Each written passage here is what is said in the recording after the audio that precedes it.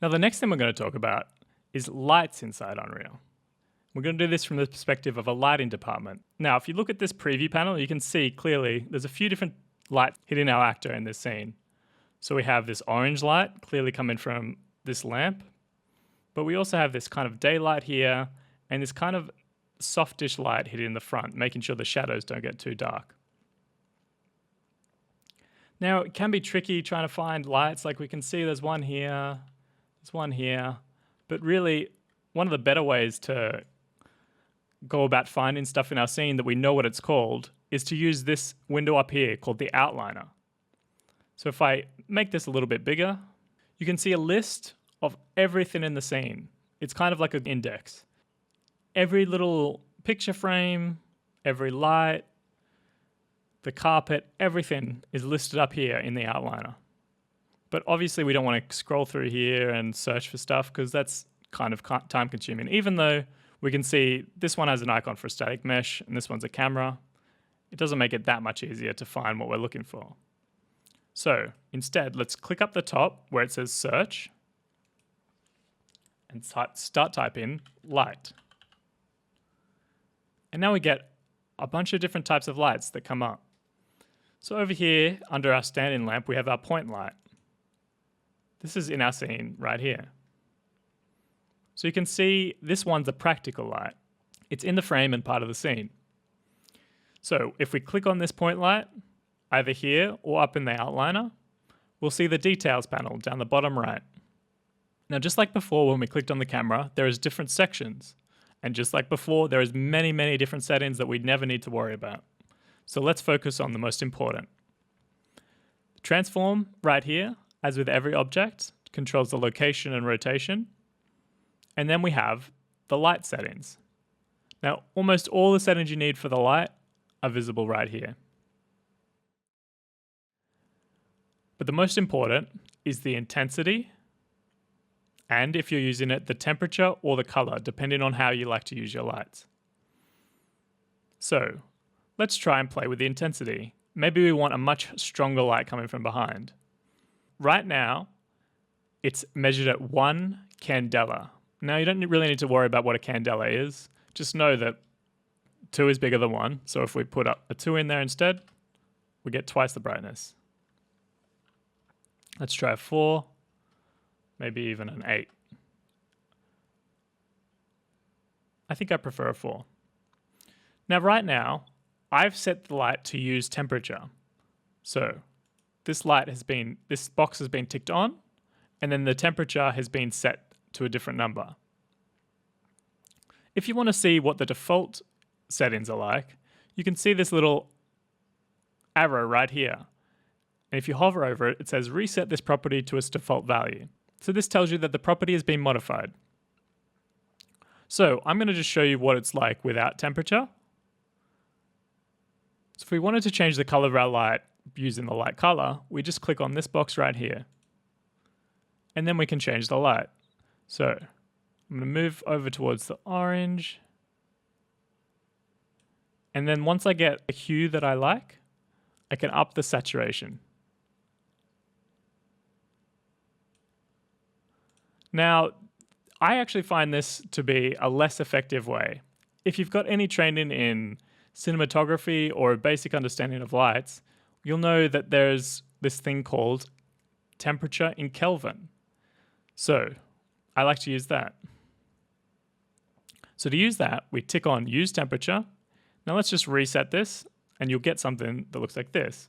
It's identical to the white color. As you can see, it makes no change ticking it on and off. If you know a little bit about the various lights and the temperature in Kelvin that they emit, you can start changing these values. So for example, a tungsten light, which is the one that you'd usually see in your home that offers that warm, nice glow, that homey feeling, is around 3200 Kelvin. So if we type that in, instantly we get something that looks like a warm, homely light. So let's say this was a fire or a candle. We could go lower to like 1800 and we get this really warm glow that you would get from a candle.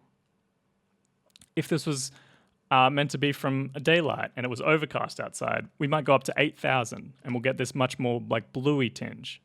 And you don't really need to know all these values off by heart, although they're easy to find on the internet. You can really just grab this slider and move it up or down and find what you like. And you just know that you're going to get a pretty realistic result. So let's change this back to 3200. We're not going to look at any of the other settings. They're for more advanced sessions later on. But we do want to recognize that a point light is a different type of light to some of these other ones we have. So this light emits light in every direction possible. So right now it's inside the lamp and it's hitting the lamp and not going beyond it. But if I was to take it out, for example, you can see that it just emits in every single direction. Now, that's nice enough for this example, but it's not what we want for a lot of others. So let's go up to the top right in our outliner where we've searched for light, and we'll look at this one on the list, the rect light. So this stands for rectangle light. Now I've selected it, but it's not anywhere on my screen. I could search around and I'll eventually find it. But if I press F while having my viewport activated, it'll take me to the light and frame it for me. This is a rectangle light.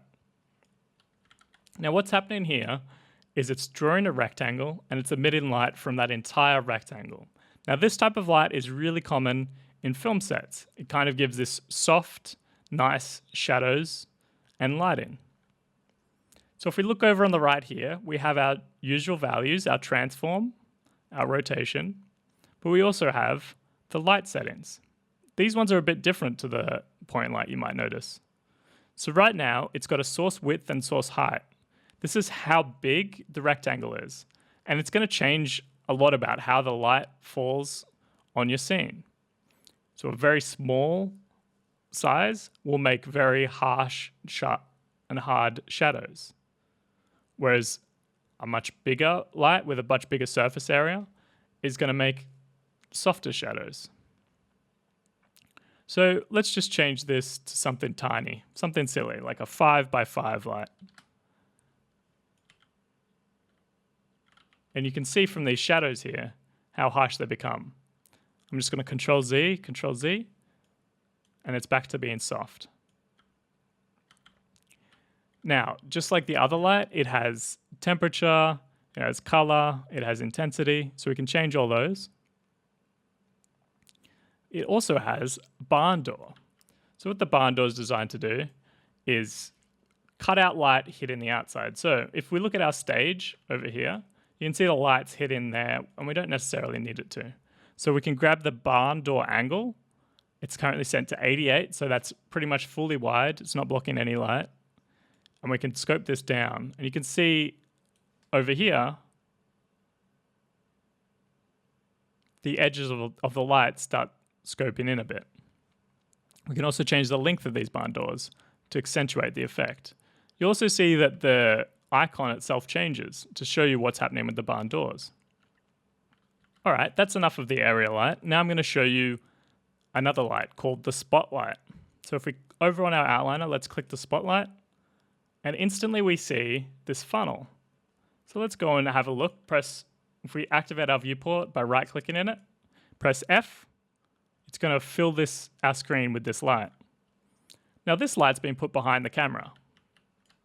But a spotlight emits from a single point in a cone, and this cone that we see here is how far it emits. So if we check out the details panel over here, we can see the same old settings. Now I'm going to show you another setting that's been on all the lights but is actually somewhat important. It's called the attenuation radius. And what this does is it controls how far the light can go. So Unreal's a game engine. It has to be optimized for real time, and that means it has to cut corners in certain places. So light can't just travel infinitely around the scene, bouncing everywhere. So to increase the performance of lights, we set on limiters for how far they can travel. So right now, this spotlight's set up pretty well. It's traveling through the scene, but it travels a bit past the wall. So there's no need for it to travel past the wall because there's no light exiting the area. So we can go up here, get a good perspective, grab this attenuation radius value and drag it down. And then you'll notice, if you watch the preview, we lose a little bit of that fill light and it darkens the shadows on our character when we make the attenuation radius too small. But we want it somewhere around, let's say, 650. Looks good to me. Now, unique to the Spotlight, we have the ability to change the cone angle. We could make that wider or narrower.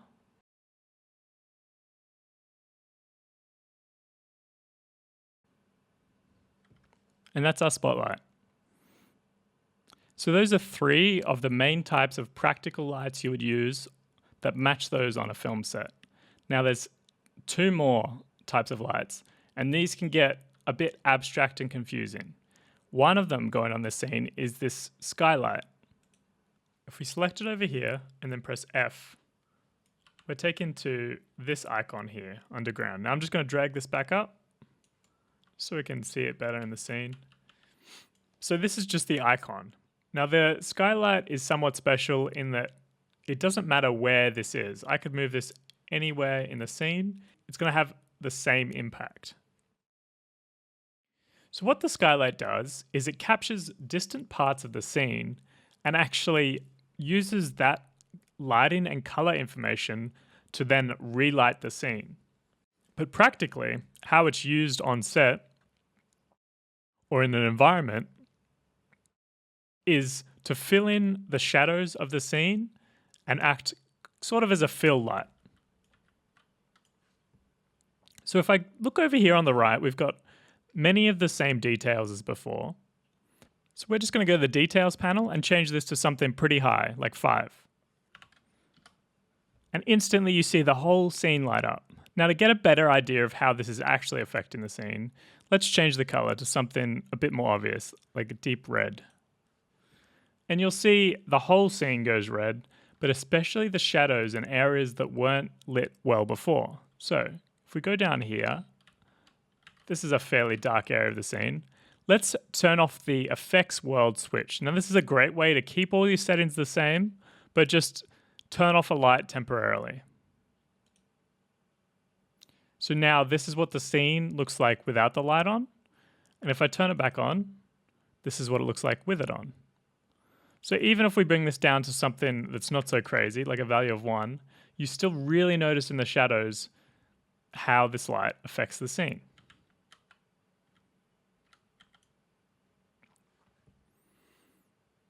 Okay, I'm going to reset this back to 0.4, make it white again. Now there's other settings in here, but they're mostly for controlling when the skylight is in a scene where there's a sky and a horizon, and we want to project that same color and same atmosphere back onto the scene. So for a scene like this, a skylight isn't really necessary, although it is a very easy way to control how your shadows look. Now the next light I want to look at is not actually in the scene at the moment. So we're going to look at adding a light now. So up the top left, there's this little plus icon over a square, over a cube. If I click that, I get this menu, and it's got a list of basics, lights, shapes, everything you'd need. I prefer to use the Place Actors panel, which is that same menu, but it's permanently here on the side. So now instead of scrolling through the menu, we can just move through these sub-menus. So I'm going to click lights, and we get a list of all these lights. So we've seen most of these. We've talked about the point light, spotlight, rectangle light, and now skylight. And now I want to show you the directional light. Now the directional light is similar to the skylight in that it doesn't actually matter where in the scene it is. It's going to have the same effect. But unlike the skylight, the rotation of the light does matter. So if I press E, and I get this rotation gizmo, and then I left click on one of these arcs, I can change the rotation of this light. Now, just to emphasize this, I can move this light down below into the floor and nothing's going to change. It looks the same. So what is a directional light for? Well, a directional light is typically used to represent the sun. It's a light that's infinitely far away, facing one direction. And over here, we've got some different settings you can do to change essentially how soft the shadows are. If you look down here, the default value is set to match the physically correct value from the sun. So for the scene, I've elected not to use a directional light because it's quite unrealistic. You'll not find anything like this on a film set apart from the sun itself. So since we're doing this manufactured scene, I'm going to just delete that now. So I do that by either clicking the light or clicking up here and just hitting delete, and it's gone from our scene. You know what? I also don't think we need the skylight, so I'm going to delete that as well. And now we're left with this. So that's been an introduction to lights inside Unreal. So we learned some of the different types of lights, how to manipulate them and move them around, and some of the unique properties each one has.